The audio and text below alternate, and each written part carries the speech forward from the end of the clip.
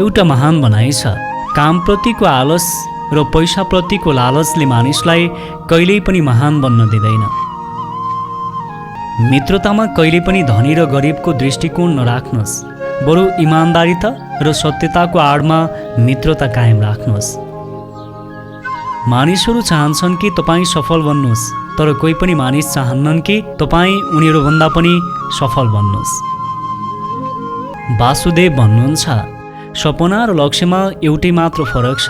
सपनाको लागि बिना मेहनतको निद्रा चाहिन्छ र लक्ष्यको लागि बिना निद्राको मेहनत चाहिन्छ।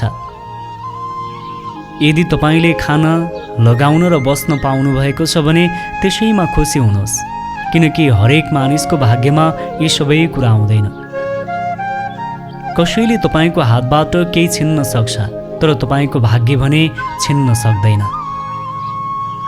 तपाईँले कुनै पनि व्यक्तिलाई वर्षौंसम्म त्यति चिन्न सक्नुहुन्न जति तपाईँ ऊ रिसाएको बेला चिन्नुहुन्छ। सबै कुरा थाहा पाएर पनि यदि तपाईँ गलतलाई गलत भन्न सक्नुहुन्न भने तपाईँ आफ्नो अधिकारको लागि पनि लड्न सक्नुहुन्न। समझदारी व्यक्तिले कहिल्यै बदलाको भावना राख्दैन, किनकि उसलाई थाहा छ भगवानले सही कर्म र सही समय आउँदा सबैको हिसाब गर्नुहुन्छ।